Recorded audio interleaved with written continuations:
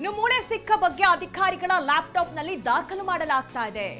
ಈ ಮಾಹಿತಿಗಳನ್ನ ಅಧಿಕಾರಿಗಳು ಅಲ್ಲಿ ದಾಖಲಿಸಿಕೊಳ್ತಾ ಇದ್ದಾರೆ. ಜಿಪಿಎಸ್ ಆನ್ ಮಾಡಿಕೊಂಡು ರಿಪೋರ್ಟ್ ಅನ್ನ ದಾಖಲು ಮಾಡ್ತಾ ಇದ್ದಾರೆ. ಎಲ್ಲಾ ಮಾಹಿತಿ ನಿಖರವಾಗಿ ಲ್ಯಾಪ್ಟಾಪ್ ನಲ್ಲಿ ಉಲ್ಲೇಖ ಮಾಡಲಾಗ್ತಾ ಇದೆ. ನೋಡಿ, ಎಸ್ಐಟಿ ಅಧಿಕಾರಿಗಳು ಅಲ್ಲಿ ಏನಾಗ್ತಾ ಇದೆ ತತ್ಕ್ಷಣದಲ್ಲಿ ಆ ಮಾಹಿತಿಗಳನ್ನ ದಾಖಲು ಮಾಡುವಂತಹ ಪ್ರಕ್ರಿಯೆ ಕೂಡ ನಡೆಸಿದ್ದಾರೆ. ಸಂಪೂರ್ಣವಾಗಿ ಎಷ್ಟು ಮೂಳೆ ಸಿಕ್ತು, ಯಾವ ಭಾಗದ ಮೂಳೆ, ಅಂದ್ರೆ FSL ಅಧಿಕಾರಿಗಳು ಅಲ್ಲೇ ಇರುವಂತಹ ಕಾರಣಕ್ಕಾಗಿ ಅದು ಪುರುಷರ ಮೂಳೆ ಅನ್ನೋದು ಕೂಡ ಸದ್ಯ ಗೊತ್ತಾಗಿದೆ ಅನ್ನುವಂಥದ್ದು. ಹೀಗಾಗಿ ಅದೆಲ್ಲಾ ಮಾಹಿತಿಯನ್ನ ಕೂಡ ಸದ್ಯ ಅಧಿಕಾರಿಗಳು ದಾಖಲು ಮಾಡ್ಕೊಳ್ತಾ ಇರೋದನ್ನ ನಾವು ನೋಡ್ತಾ ಇದೀವಿ. ಅಂದ್ರೆ ಈ ಭಾಗ ಏನು 6ನೇ ಪಾಯಿಂಟ್ ಅಲ್ಲಿ ಈಗಾಗಲೇ ಏನು ಮೂಳೆ ಸಿಕ್ಕಿದೆ, ಇದು ನಿಜಕ್ಕೂ ಈ ಕೇಸ್ಗೆ ಒಂದ್ ರೀತಿ ಟ್ವಿಸ್ಟ್ ಅಂತಾನೆ ಹೇಳಬಹುದು. ಯಾಕೆಂದ್ರೆ ಆತ ಸಣ್ಣ ಪುಟ್ಟ ಆರೋಪ ಮಾಡಿಲ್ಲ, ಆತ ಆರೋಪ ಮಾಡಿರುವಂತೆ ನಾನು 100 ಶವಗಳನ್ನ ಹೂತಾಕಿದ್ದೀನಿ ಅನ್ನುವಂತಹ ಆರೋಪವನ್ನ ಮಾಡಿದ್ದ. ಆತನಿಗೆ ಪಾಯಿಂಟ್ ಮಾಡೋಕೆ ಹೇಳಿದಂತ ಸಂದರ್ಭದಲ್ಲಿ 13 ಭಾಗಗಳನ್ನ ಆತ ಪಾಯಿಂಟ್ ಮಾಡಿ ಹೇಳಿದ್ದ. ನಾನು ಇಂತಿಂತಲ್ಲೇ ನಾನು ಶವಗಳನ್ನ ಹೂತಾಕಿದ್ದೀನಿ ಅನ್ನುವಂತಹ ಮಾತನ್ನ ಹೇಳಿದ್ದ. ಜೊತೆಗೆ ಆತ ಕೊಲೆ ಮಾಡಿದಂಥದ್ದು ಅಥವಾ ಅತ್ಯಾಚಾರ ಆಗಿರುವಂತಹ ಶವಗಳನ್ನ ನಾನು ಇಲ್ಲಿ ತಂದು ಹಾಕ್ತಾ ಇದ್ದೆ ಅನ್ನುವಂತಹ ಮಾತನ್ನ ಆತ ಹೇಳಿದ್ದ. ಹೀಗಾಗಿ ಈ ಒಂದು ಕೇಸ್ ಸಣ್ಣ ಪುಟ್ಟ ವಿಚಾರ ಅಲ್ಲ. ಈ ಒಂದು ಬಿಗ್ ಕೇಸ್ ನಲ್ಲಿ ಇದೊಂದು ಬಿಗ್ ಟ್ವಿಸ್ಟ್ ಅಂತಲೇ ಹೇಳಬಹುದು. ನೋಡಿ, ಧರ್ಮಸ್ಥಳ ನೇತ್ರಾವತಿ ನದಿ ತಟ್ಟದ ನೇರ ದೃಶ್ಯ ಇದು. ನೇರ ದೃಶ್ಯ ಆಗ್ಲೇ ಹೇಳಿದೆ. ಈಗ 2 ಗಂಟೆ ಸುಮಾರಿಗೆ ಏನಾಗ್ತಾ ಇದೆ ಅಲ್ಲಿ ಅನ್ನೋದು, 2:12ರ ಸುಮಾರಿಗೆ ಕೆಲಸಗಳು ನಡೀತಾ ಇದೆ, ಶೋಧ ಕಾರ್ಯಗಳು ಮುಂದುವರೆದಿದೆ. ಒಂದು ಸ್ಪೀಡ್ ಸಿಕ್ಕಾಗಾಯಿತು. ಇಲ್ಲಿವರೆಗೂ ಕೂಡ 2 ದಿನದಲ್ಲಿ ಯಾವುದೇ ಕುರುಹುಗಳು ಸಿಗದೇ ಇದ್ದಾಗ ದೂರದಾರನಿಗೂ ಕೂಡ ಮನಸ್ಸಲ್ಲಿ ಒಂದು ಭಾವನೆ ಅಂತೂ ಇದ್ದೇ ಇರುತ್ತೆ. ಏನಾಗ್ತಾ ಇದೆ, 13 ಪಾಯಿಂಟ್ಗಳಲ್ಲಿ ಗುರುತಿಸಿರೋದ್ರಲ್ಲಿ 2 ದಿನದಲ್ಲಿ 5 ಪಾಯಿಂಟನ್ನು ಅಗದ್ರೂ ಕೂಡ ಅಲ್ಲಿ ಏನೂ ಕುರುಹುಗಳೇ ಸಿಕ್ಕಿಲ್ಲ ಅಂತ.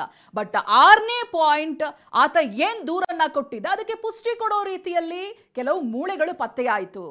ಅದಾದ ನಂತರ ಅದು ಪುರುಷನ ಅಸ್ಥಿ ಪಂಜರದ 2 ಮೂಳೆಗಳು ಅನ್ನೋದು ಗೊತ್ತಾಯ್ತು. ಇವೆಲ್ಲವೂ ಕೂಡ FSL ಮೂಲ ಮಾಹಿತಿ TV9ಗೆ ಸಿಗ್ತಾ ಇರೋದು, ಅದನ್ನ ನಿಮ್ಮ ಮುಂದೆ ಇಡ್ತಾ ಇದ್ದೀವಿ. ಜೊತೆಗೆ ಈ ಕ್ಷಣಕ್ಕೆ ಏನಾಗ್ತಾ ಇದೆ ಅನ್ನೋದನ್ನ ದೃಶ್ಯ ಸಮೇತವಾಗಿ ತೋರಿಸ್ತಾ ಇದ್ದೀವಿ. ಈ ಕ್ಷಣಕ್ಕೆ ಧರ್ಮಸ್ಥಳದ ನೇತ್ರಾವತಿ ನದಿ ತಟದಲ್ಲಿ ಶೋಧ ಕಾರ್ಯ ಮುಂದುವರಿತಾ ಇದೆ. ಅಧಿಕಾರಿಗಳು ಇನ್ನೂ ಕೂಡ ಸ್ಥಳದಲ್ಲಿದ್ದಾರೆ. ದೂರುದಾರನ ಉಪಸ್ಥಿತಿ ಕೂಡ ಇದೆ. ಆತನ ಎದುರಿಗೆ ಇಷ್ಟು ಪಾಯಿಂಟ್ಗಳಲ್ಲೂ ಕೂಡ ಅಗೆಯೋದಕ್ಕೆ ಪ್ರಾರಂಭ ಮಾಡಿದ್ದು. 6ನೇ ಪಾಯಿಂಟ್ ನಲ್ಲಿ ಬಹಳ ಸಮಯ ತಗೊಳ್ತಾ ಇದೆ. ಕಾರಣ 2 ಮೂಳೆಗಳು ಈಗಾಗಲೇ ಪತ್ತೆಯಾಗಿದೆ. ಒಂದು ಪಾಯಿಂಟ್ ನಲ್ಲಿ ಮೂಳೆಗಳು ಪತ್ತೆಯಾಗಿದೆ ಅಂತ ಹೇಳಿದಾಗ ಒಂದಂತೂ ಕ್ಲೂ ಸಿಕ್ಕೇ ಸಿಗುತ್ತೆ. ಬಹುಶಃ ಇನ್ನಷ್ಟು ಅಗಿತಾ ಹೋದ್ರೆ ಮನುಷ್ಯನ ಸಂಪೂರ್ಣವಾದ ಬೇರೆ ಭಾಗದ ಮೂಳೆಗಳು ಕೂಡ ಸಿಗಬಹುದು ಅನ್ನುವಂಥದ್ದು.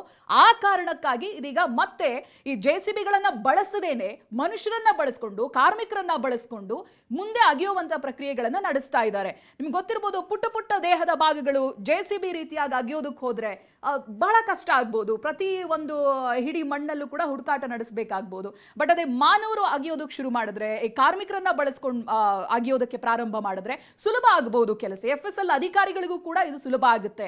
ಏನೇ ಒಂದು ಚಿಕ್ಕ ತುಣುಕು, ಚಿಕ್ಕ ತುಂಡು ಪೀಸ್ ಏನ್ ಹೇಳ್ತೀವಿ ಮೂಳೆಯದ್ದು, ಏನೇ ಸಿಕ್ಕಿದ್ರೂ ಕೂಡ ಬೇಗನೆ ಕಲೆಕ್ಟ್ ಮಾಡಬಹುದು ಅನ್ನುವಂಥ ಕಾರಣಕ್ಕೆ ಇದೀಗ ಮನುಷ್ಯರನ್ನ ಬಳಸಿ ಮುಂದಿನ ಶೋಧ ಕಾರ್ಯವನ್ನ ಮಾಡ್ತಾ ಇದ್ದಾರೆ. ಇದು 6ನೇ ಪಾಯಿಂಟ್. 6ನೇ ಪಾಯಿಂಟ್ ಇಂದ ಮುಂದಕ್ಕೆ ಹೋಗ್ತಾ ಇಲ್ಲ. ಬಿಕಾಸ್ ಇಲ್ಲಿ 2 ಮೂಳೆಗಳು ಆಲ್ರೆಡಿ ಸಿಕ್ಕಿದೆ. ದೃಶ್ಯದಲ್ಲೂ ಕೂಡ ನೀವು ಗಮನಿಸಬಹುದು ಅಲ್ಲಿಯ ಪ್ರಕ್ರಿಯೆ ಇವಾಗ ಯಾವ ರೀತಿಯಾಗಿ ಆಗ್ತಾ ಇದೆ ಅಂತ. ಚೈತ್ರ, FSL ಟೀಮ್ ಕಾರ್ಯ ಹೇಗಿರುತ್ತೆ ಅಂತ ಅಂದ್ರೆ, ಒಂದು ಸಣ್ಣ ಕೂದಲು ಸಿಕ್ಕರೂ ಸಾಕು ಅದರಿಂದ ಸಂಪೂರ್ಣವಾದ ಮಾಹಿತಿಯನ್ನ ಕಲೆ ಹಾಕುವಂತಹ ಟೀಮ್ ಅದು FSL ಟೀಮ್ ಅಂತ ಅಂದ್ರೆ. ಈಗ ಮೂಳೆ ಸಿಕ್ಕಿದೆ ಅಂತ ಅಂದ್ರೆ ಅದು ಕಂಪ್ಲೀಟ್ ಆಗಿ ಮತ್ತೆ ಅದ್ರ ಸುತ್ತಮುತ್ತ ಅಲ್ಲಿ ಫುಟ್ ಪ್ರಿಂಟ್ ಗಳನ್ನು ಕೂಡ ಪರಿಶೀಲಿಸಲಾಗತ್ತೆ. ಮತ್ತೆ ಹಲ್ಲು ಸಿಕ್ಕರೆ ಹಲ್ಲಿನ ಭಾಗ ಆಗಿರ್ಬೋದು ಅಥವಾ ಒಂದು ಸಣ್ಣ ಕೂದಲು ಸಿಕ್ಕರೂ ಕೂಡ ಅದರಿಂದ ಯಾರ ಶವ ಆಗಿರಬಹುದು ಅಥವಾ ಯಾರೆಲ್ಲ ಓಡಾಡಿರಬಹುದು ಅಥವಾ ಇದೆಲ್ಲದ್ರೂ ಕಂಪ್ಲೀಟ್ ಆಗಿ ಮಾಹಿತಿ FSL ಟೀಮ್ ಕಲೆ ಹಾಕುವಂತಹ ಸಾಮರ್ಥ್ಯವನ್ನ ಹೊಂದಿರುತ್ತೆ. ಹೀಗಾಗಿ ಈಗಾಗಲೇ 2 ಮೂಳೆಗಳು ಸಿಕ್ಕಿರುವಂತಹ ಕಾರಣದಿಂದಾಗಿ ಇದು ಈ ಕೇಸ್ಗೆ ಒಂದ್ ರೀತಿ ದೊಡ್ಡ ಸಾಕ್ಷ್ಯವಾಗಿ ನಿಲ್ಲುತ್ತೆ. ಇನ್ನುಳಿದಂತಹ ಮೂಳೆಗಳಿಗಾಗಿ ಇನ್ನಷ್ಟು ಹುಡುಕಾಟ ನೋಡಿ.